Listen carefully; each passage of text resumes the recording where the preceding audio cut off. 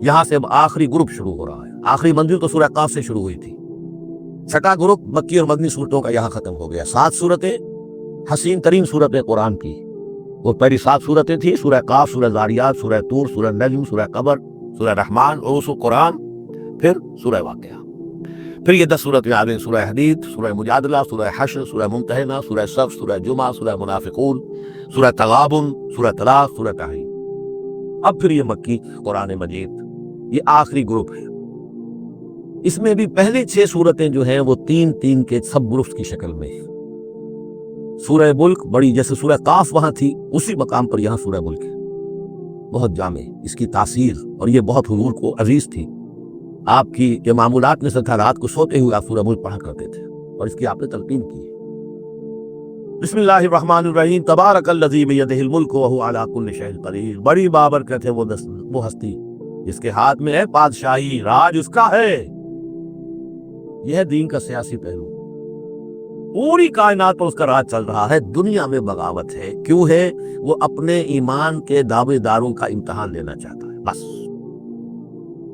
ورنہ سورج، چاند، گیلیکسیز، پوری کائنات اور خود ہمارے جسم کا ایک ایک ذرہ اس کے قانون کا پابند ہے، تابع ہے. ہمارا جسم ہمارے اختیار میں کہاں ہے؟ میں تنگ آ جاتا ہوں، 2 دن ہوتے ہیں یہاں سے تو طبیعت خراب ہو جاتی ہے، جب تک کہ میں وقت لگتا ہے پینچی لے کر بیٹھتا ہوں. اگر میں چاہوں کہ یہاں بال نہ آئے، میرا جسم ہے، میرا بھی اختیار نہیں، وہ تو آئیں گے. تو ہمارا جسم بھی زیادہ اس کی فزیولوجی کا تعلق ہے، اس کی اناٹومی کا تعلق ہے. یہ سارا اللہ کے قانون کے تابع، میرے تابع تو نہیں. میں چاہوں میرا دل ذرا رک جائے، جب چاہوں میں اس کو سٹارٹ کر لوں تو یہ تو نہیں ہوگا. جب بند ہوگا بند ہو جائے گا، میرے اختیار میں نہیں ہے. لیکن یہ کہ جو ہماری اختیاری زندگی ہے اس میں ہم نے طے کر لیا ہے کہ اللہ کی نہیں مانیں گے، اپنی مانیں گے، اپنی مانیں گے، اپنی بیویوں کی مانیں گے، اور جو بھی نظام ہے اس کے ساتھ وفاداری کریں گے، چاکری کریں گے، ان کی ملازمت کریں گے، ان کے رتھوں کے اندر ہم بیل بن کر جتیں گے تاکہ ہمیں عیش ملے، دنیا کے اندر ہمارے لیے مقامات ہوں، ہماری عیش. صلی اللہ خیر صلی اللہ. تو یہ ہے اصل میں امتحان. ورنہ بادشاہی یہاں اب بھی اسی کی ہے. یہ صرف ہلدی کی گانٹھ ہے جسے لے کر ہم پنساری بن کر بیٹھ گئے. میری مرضی، میرا خیال، میرا نظریہ یہ ہے. اور ہمارے نزدیک جو ہے طریقت المثلیٰ، ہمارے جو کلچر ہے، مثالی نظام جو ہم نے بنایا ہے، ہمیں اس کی حفاظت کرنی ہے. تبارک الذی بیدہ الملک وہو علی کل شیء قدیر. وہ ہر چیز پر قادر ہے. الذی خلق الموت والحیاۃ لیبلوکم ایکم احسن عملا. اب دیکھیے ہم نے حیات انسانی کا جو اب تک سمجھا ہے، جس کو کہ عمر نے، جو کہ بہت بڑا شاعر ہے، اس نے اپنی بیوی سے خطاب کر کے کہا ہے حیات ثم موت ثم بعث حدیث و خرافات یوم عمری. یہ کیا ہے زندگی پھر موت پھر زندگی؟ یہ کیا سب حدیث و خرافات معاذ اللہ. ہم نے بھی دیکھا پہلے کنتم امواتا فاحیاکم ثم یمیتکم ثم یحییکم ثم الیہ ترجعون. یہ وقفے کیوں ڈالے گئے؟ یہ موت کا وقفہ کیوں ڈال کر زندگی کا ایک حصہ نکال دیا علیحدہ؟ 30 40 50 60 سال یہ دنیا کی زندگی، پھر موت کا وقفہ. موت ایک زندگی کا وقفہ ہے، یعنی آگے بڑھیں گے دم لے کر. کیوں؟ اس کی حکمت بتائی جو ہم پڑھائیں سورہ واقعہ میں. قدرنا بینکم الموت، تمہاری ہی زندگی کا تسلسل ہے جس میں ہم نے ایک وقفہ موت کا ڈال دیا ہے. حیات لیبلوکم ایکم احسن عملا. یہ جو چنک علیحدہ کیا ہے یہ اس لیے کہ تمہاری آزمائش ہو، امتحان ہو، تمہیں جانچا جائے. وہ 3 گھنٹے کا امتحان ہوتا تھا جو دیتے تھے تم کبھی اسکولوں میں، اب یہ 30 برس کا سمجھ. واقعی 30 برس ہی ہوتے ہیں آدمی کے پاس. پہلی زندگی کے 20-25 برس ویسے گزر گئے، شعور ہی ابھی نہیں ہے. اور پھر ایک خاص عمر کے بعد جو ہے آزاد ڈھیلے پڑ گئے. پھر یہ کہ کیلا یعلم من بعد علم شیئا، 30 نہیں ہو گئے 40 مل جائے گے آدمی کو. کام تو یہی ہوتا اس کی زندگی کا. اس لیے ہے لیبلوکم ایکم احسن عملا، تاکہ تمہیں جانچے پرکھے دیکھے تم میں سے کون ہے اچھے عمل کرنے والا. اب دیکھیے علامہ اقبال کی جو نظم ہے زندگی کے موضوع پر، واقعہ یہ ہے کہ بہت چوٹی کی چیز ہے، بہت عمدہ چیز ہے. تو اسے پیمانہ امروز فردا سے نہ ناپ، جاویداں پہم دواں ہر دم جواں ہے. کلزم ہستی سے تو ابھرا ہے مانند حباب. جیسے سمندر میں ایک بلبلا سا ہوتا ہے، کتنی زندگی ہوتی ہے بلبلے کی. کلزم ہستی سے تو ابھرا ہے مانند حباب، اس زیاں خانے میں تیرا امتحان ہے زندگی. خلق الموت والحیات لیبلوکم ایکم احسن عملا. ہے کبھی جاں اور کبھی تسلیم جاں ہے زندگی. کبھی زندگی جان سے مترادف ہے، عبارت ہے، کبھی جان دینا اصل زندگی ہے. وَلَا تَقُولُوا لِمَنْ يُقْتَلُ فِي سَبِيلِ اللَّهِ أَمْوَاتٌ بَلْ أَحْيَاءٌ وَلَكِنْ لَا تَشْعُرُونَ. ہے کبھی جان اور کبھی تسلیم جان ہے زندگی. اصل زندگی جو ہے وہ جان دے دینے سے حاصل ہوتی ہے. الذی خلق سبع سماوات طباقا، وہ اللہ جس نے بنائے 7 آسمان ایک دوسرے کے اوپر. آیات متشابہات میں سے ما تری فی خلق الرحمن من تفاوت، تم نہیں دیکھ پاؤ گے اللہ کی تخلیق میں کہیں کوئی فرق. اتنا محکم نظام ہے، اتنا محکم نظام. کیا کسی سائنسدان نے آج تک یہ بھی کہا کہ تخلیق میں یہاں نقص ہے؟ کسی نے کہا؟ زوالوجی کی فیلڈ میں یا باٹنی کی فیلڈ میں یا کسی اور فیلڈ میں، جیولوجی کی فیلڈ میں، اسٹرانومی کی، کسی نے کہا؟ ما تری فی خلق الرحمن من تفاوت فارجع البصر هل تری من فطور. پھر طرح دوبارہ لوٹا لو اپنی نگاہ، دیکھ لو، ہر میدان میں دیکھ لو، کہیں تمہیں کوئی رکھنا نظر آتا ہے؟ اگر یہ تخلیق کامل ہے تو کامل حقیقت میں کون ہے؟ اس کا خالق، اس کا باری، اس کا مصور. بس یہ نظر نہیں آتا. سائنسدان سب کچھ دیکھ رہے ہیں، ڈھونڈنے والا ستاروں کی گزرگاہوں کا اپنے افکار کی دنیا میں سفر کر نہ سکا.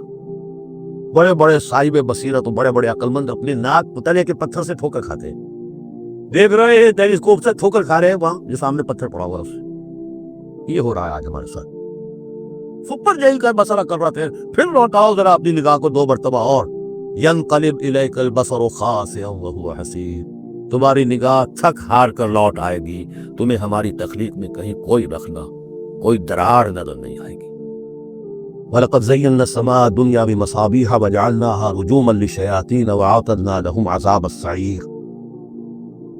اور ہم نے سب سے قریبی آسمان کو سجا دیا ہے چراغوں سے، یعنی زمین سے جو قریب ترین آسمان ہے، پہلا آسمان. اور ان چراغوں کو ہم نے بنا دیا ہے رجوما للشیاطین. شیاطین جن جو ہیں وہ جو کوشش کرتے ہیں اس سے باہر نکل کر، اور وہ چاہتے ہیں کہ کچھ خبریں جو ہیں وہ فرشتوں سے چرا کر لے آئیں، تو ان کو کھدیڑنے کے لیے، ان کو اوپر سن باری کے لیے ہم نے یہ میزائلز رکھے ہوئے ہیں. وَأَعْتَدْنَا لَهُمْ عَذَابَ السَّعِيرِ، اور ان کے لیے ہم نے تیار کر رکھا ہے جلا دینے والا عذاب. وَلِلَّذِينَ كَفَرُوا بِرَبِّهِمْ، اور جو لوگ اللہ کا، اپنے رب کا کفر کریں، چاہے وہ انسان ہو چاہے جنات ہو، ان کے لیے ہے عذاب جہنم، جہنم کا عذاب. وَبِئْسَ الْمَصِيرُ، اور وہ بہت ہی برا ٹھکانہ ہے. إِذَا أُلْقُوا فِيهَا سَمِعُوا لَهَا شَهِيقًا وَهِيَ تَفُورُ، جب وہ اس میں جھونکے جائیں گے تو سنیں گے کہ وہ دھار رہی ہوگی، اچھل کود رہی ہوگی، اس کا جوش و خروش ہوگا. جو سورہ قاف میں ہم نے پڑھا تھا کہ ہم اس سے پوچھیں گے حل امتلأت وتقول حل من مزید، وہ اور چاہے گی. جیسے کوئی بھوکا بھیڑیا ہو یا بھوکا شیر ہو اور اس کے آگے کوئی شکار ڈالا جائے تو جس طریقے سے وہ اس پر غرا کر آئے گا، تکاد تمیز من الغیظ، قریب ہوگا کہ وہ اپنے غصے سے پھٹ جائے. کلما القی فیہا فوج، جب کبھی بھی اس میں ایک فوج ڈالی جائے گی، یعنی یہ کہ ایک قوم کے بعد دوسری، دوسری کے بعد تیسری، وہ تو ہو رہا ہے. وہم یوزعون، ان کے درجہ بندی کی جائے گی، قوموں کا علیحدہ علیحدہ حساب ہوگا. سألہم خزنتہا، تو جو جہنم کے داروغہ ہے ان سے کہیں گے الم یاتکم نذیر، کیا آپ کے پاس کوئی خبردار کرنے والے نہیں آیا؟ قالوا بلا، وہ کہیں گے آیا تھا، کیوں نہیں؟ قد جاءنا نذیر، ہمارے پاس خبردار کرنے والا آیا. فکذبنا، ہم نے انہیں جھٹلا دیا تھا. وقلنا ما نزل اللہ من شیء، اور ہم نے کہا کوئی شے نہیں اتاری اللہ نے، یہ تم خام خواہ کہہ رہے ہو کہ تم پر کوئی قرآن اترا ہے یا تورات اتری ہے. ان انتم الا فی ضلال کبیر، ہم نے اسے بھی بڑھ کر کہا کہ تم تو خود کسی گمراہی میں ہو، کھلی گمراہی میں مبتلا ہو گئے ہو، تمہیں کوئی آسیب آ گیا ہے یا کچھ اور ہو گیا ہے. وقالوا لو كنا نسمع او نعقل، اور انہوں نے کہا یا وہ کہیں گے کہ اگر ہم سنتے اور سوچتے، غور کرتے، عقل سے کام لیتے، ما كنا فی اصحاب السعیر، تو ہم نہ ہوتے اس جہنم والوں میں سے. فاعترفوا بذنبہم، بس انہوں نے اپنے اصل گناہ کا اعتراف کر لیا. یہ بہت اہم مقام ہے. اصل گناہ کیا تھا کہ ہم نے ان کی بات سنی نہیں، سنی تو انسنی کر دی، اس پر غور نہیں کیا. اس لیے کہ ہم یہ آج پڑھ چکے ہیں ان السمع والبصر والفؤاد کل اولئک کان عنہ مسئولا. اللہ نے تمہیں یہ فیکلٹیز دی ہیں تو اس لیے کہ استعمال کرو. ہم نے بند کر کے رکھ چھوڑی ہے. ہماری ریت ہے، ہماری آباء و اجداد کی رسمیں ہیں، ہماری برادری کے یہ رواج ہیں. ہم اتنے عرصے سے ایک جماعت میں، اس جماعت کا یہ چلن ہے، جو بھی ہے، اس فرقے میں ہے، اس فرقے کا یہ معاملہ ہے. یہ ساری چیزیں جو ہے کہ نہ سوچنا، نہ غور کرنا، نہ سننا. فاعترفوا بذنبہم، اصل گناہ یہ ہے ان کا، فسوقا لاصحاب السعیر، تو اب دفع ہو جائیں یہ، دھکارے جائیں یہ لوگ کہ جو جہنمی ہیں۔ اس کے برعکس ان الذین یخشون ربہم بالغیب، وہ لوگ کہ جو اپنے رب سے ڈرتے رہے غیب میں، لہم مغفرۃ واجر کبیر، ان کے لیے مغفرت بھی ہے اور بہت بڑا اجر بھی ہے۔ واسروا قولکم او اجہروا بہ، اور دیکھو چاہے تم اپنے قول کو چھپا کر بیان کرو یا بلند آوازی سے بیان کرو، انہ علیم بذات الصدور، وہ تو اس سے بھی واقف ہے جو تمہارے سینوں کے اندر مضمر ہے اور پنہاں ہے۔ الا یعلم من خلق، بڑی اہم آیت ہے یہ وہ حصے ہیں قرآن کے یہ کہ جن کو اس طریقے سے ازبر ہونا چاہیے اگر بات کرنا چاہتے ہیں، آپ دین کی وہ خدمت کرنا چاہتے ہیں۔ کیا وہی نہ جانے گا جس نے پیدا کیا؟ یہ ایسی بات ہے کہ جس کا کوئی انکار کر ہی نہیں سکتا۔ گھڑی بنانے والے کو تو معلوم ہے اس میں کیا کیا پردے رکھے ہوئے ہیں، مجھے نہیں معلوم، میں اس کا استعمال تو کر رہا ہوں، مجھے بتا دیا یہ بٹن دبا دیں یہ آن ہو جائے گا، لیکن یہ کہ جس نے بنایا ہے کیا اس سے چھپی ہوئی کوئی چیز ہے؟ الا یعلم من خلق وهو اللطیف الخبیر، اور وہ تو بہت باریک بین ہے، ہر شے کی خبر رکھتا ہے۔ هو الذی جعل لکم الارض ذلولا، اسی نے تمہارے لیے زمین کو بنا دیا ہے پست، تابع حکم، تمہارے قدموں میں بچھی ہوئی ہے غریب، جتنا چاہتے ہو اس کو تو رونتے ہو، پامال کرتے ہو۔ فمشوا فی مناکبہا، چلو پھرو اس کے کندھوں کے مابین، گویا کہ یہ بھی کوئی بہت بڑا ہاتھی ہو، اس کے کندھوں کے مابین اتنی جگہ ہے، چل پھر رہے ہیں، جیسے چیونٹی کسی ہاتھی کے کندھوں کے درمیان چل رہی ہو تو وہ تو سمجھتی ہوگی کہ فٹ بال کا میچ کھیلنے کی جگہ مجھے مل گئی ہے۔ تو یہی حال ہمارا ہے، ہم جسے بہت وسیع سمجھتے ہیں، کیا وہ کچھ بھی نہیں۔ فمشوا فی مناکبہا وکلوا من رزقہ، اور اسی کے رزق میں سے کھاؤ پیو، اسی زمین میں سے تمہارا رزق بھی برآمد ہو جائے گا، وإلیہ النشور، یہ یاد رکھو کہ پھر اللہ ہی کی طرف اٹھ جانا ہے، جی اٹھنا ہے۔ آمنتم من فی السماء ان یخسف بکم الارض فاذا ہی تمور، کیا تمہیں کوئی خوف نہیں رہا؟ بالکل تم نچت ہو گئے ہو اس آسمان والے سے جو آسمان میں ہے، کہ وہ کہیں تمہیں زمین میں خسف نہ کر دے، دھسا نہ دے، فاذا ہی تمور، جبکہ وہ لرزے، زلزلہ آئے، شک ہو جائے اور تم چلے جاؤ۔ ام امنتم من فی السماء ان یرسل علیکم حاصبا، کیا تمہیں کوئی ڈر نہیں رہا کہ اللہ تعالیٰ جو ہے وہ آسمان والا تم پر بھیج دے کوئی ایسا جھکڑ تیز آندھی جس میں پتھر چلے آ رہے، جو بلٹس کا کام کرے اور میزائلز کا کام کرے۔ فَسَتَعْلَمُونَ كَيْفَ نَذِيرٌ، پھر تمہیں معلوم ہو جائے گا کہ میرا خبردار کرنا کیسا تھا، کیا اس کا نتیجہ تھا۔ وَلَقَدْ كَذَّبَ الَّذِينَ مِن قَبْلِهِمْ، اور یقیناً جو ان سے پہلے تھے انہوں نے بھی جھٹلایا تھا۔ فَكَيْفَ كَانَ النَّكِيرُ، تو کیسا ہوا میرا ان کو پکڑنا اور میرا عذاب۔ أَوَلَمْ يَرَوْا إِلَى الطَّيْرِ فَوْقَهُمْ، کیا یہ دیکھتے نہیں پرندوں کو جو ان کے اوپر ہیں؟ صَافَّاتٍ وَيَقْبِضْنَ، کبھی انہوں نے اپنے پر پھیلائے ہوتے ہیں، کبھی ان کو سکیڑ لیتے ہیں۔ مَا يُمْسِكُهُنَّ إِلَّا الرَّحْمَنُ، نہیں روکے ہوئے انہیں اس فضا کے اندر مگر رحمان۔ انہ بکل شیء بصیر، یقیناً وہ ہر چیز کو دیکھ رہا ہے۔ یعنی جو قانون طبیعی ہے جس کے تحت وہ چل رہا ہے وہ تو اللہ کا بنایا ہوا ہے۔ امن ھذا الذی هو جند لکم ینصرکم من دون الرحمن، بھلا وہ کون ہے جو تمہارا لشکر بن جائے اور تمہاری مدد کرے رحمان کے مقابلے میں؟ ان الکافرون الا فی غرور، نہیں ہے یہ کافر مگر دھوکے میں آ گئے، بہکارے میں آ گئے۔ امن ھذا الذی یرزقکم من انفق رزقا، پھر بھلا کون ہے وہ جو تمہیں رزق دے سکے اگر اللہ اپنے رزق کے خزانوں کو روک لے؟ بل لجوا فی عتو ونفور، نہیں یہ لوگ اپنی شرارت میں اور نفرت میں بہت آگے بڑھ گئے۔ افمن یمشی مکبا، یہ آیت بہت اہم ہے حکمت قرآن کے اعتبار سے، فلسفے کے اعتبار سے۔ افمن یمشی مکبا علی وجہہ اہدی امن یمشی سویا علی صراط مستقیم، دو انسانوں کا تصور کرو، ایک شخص وہ ہے کہ جو اوندھے منہ پیٹ کے بل گھسٹ رہا ہے، ایک وہ جو سیدھا کھڑا ہے، سیدھے راستے پر چل رہا ہے۔ کون ہوگا زیادہ ہدایت پر؟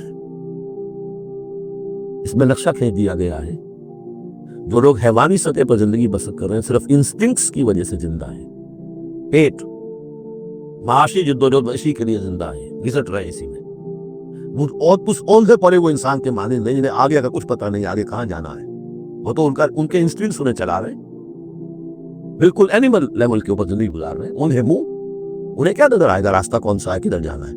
ایک شخص کھڑا ہے سیدھا، اپنی منزل اس نے معین کر لی ہے۔ یہ بالکل وہی فلسفہ ہے جو سورہ حج میں آ چکا ہے۔ انسان حقیقت میں وہی انسان ہے جس نے اپنا کوئی آدرش، کوئی نصب العین، کوئی مقصد، کوئی آئیڈیل زندگی میں بغیر کسی نصب العین کی زندگی گزار رہا ہے۔ ہی از اینیمل، اولئک کالانعام بل ھم اضل، حیوانات جو ہیں یہ چوپائے، ان کی زندگی کا وہ مقصد نہیں ہے، وہ تو اللہ نے ہمارے کام کے لیے پیدا کر دی۔ آپ انہوں کاٹ کر گوشت کھائے اور ان کی چمڑوں سے جوتیاں بنائیں اور جی رہے وہ خالص انسٹنکٹس کے اوپر، ان کی جبلتیں ہیں، صرف جبلت کے تحت ہے۔ انسان صرف حیوان نہیں ہے، اس میں کچھ اور ہے اور اس کے لیے کوئی آئیڈیل، ضعف الطالب والمطلوب. جتنا اونچا آئیڈیل ہوگا اتنا ہی اونچا انسان جائے گا، لیکن جس کا کوئی سرے سے آئیڈیل نہیں وہ نرا ہے باغ. آخر چوپائے بھی تو اسی طرح چلتے ہیں نا. افمن یمشی مکبا علی وجہہ اہدی امن یمشی سویا علی صراط مستقیم. سیدھا راستہ اور اس کی منزل معین ہے، مجھے ادھر جانا ہے. دنیا میں ہماری منزل اقامت دین، حقیقت میں زندگی کی منزل آخرت، رضائے الہی کا حصول. قل هو الذی انشأکم وجعل لکم السمع والابصار والافئدہ. کہہ دیجئے وہی ہے جس نے تمہیں انشاء اٹھانا، تمہیں بنایا بڑھایا. وجعل لکم السمع والابصار والافئدہ، تمہیں کان دیے، آنکھیں دی اور دل دیے یا عقل دی. عام طور پر قرآن میں سمع پہلے کیوں آتا ہے اور بصار بعد میں کیوں آتا ہے؟ انسانی علم کا جب آپ جائزہ لیں گے تو اس میں پہلا حصہ ہوتا ہے جو پہلی نسلوں نے علم حاصل کیا ہوا ہے اس کو آپ اخذ کرتے ہیں اپنی سماعت سے. آپ سنتے ہیں، کلاس میں لیکچر ہو رہا ہے، پروفیسر لیکچر دے رہا ہے، جو کچھ ہوا ہے پہلے وہ آپ نے پچھلی نسلوں کا جو بھی ذخیرہ معلومات ہے وہ جمع کیا. اب آپ نے آبزرو کیا، کچھ اور معلومات حاصل کی، کچھ نئی حقیقتیں آپ پر منکشف ہوئیں اور پھر آپ نے اس کو جوڑا، ایک قدم آگے گئے. ان السمع والبصر والفؤاد کل اولئک کان عنہ مسئولا. قلیلا ما تشکرون. بہت کم ہی شکر ہے جو تم کرتے ہو.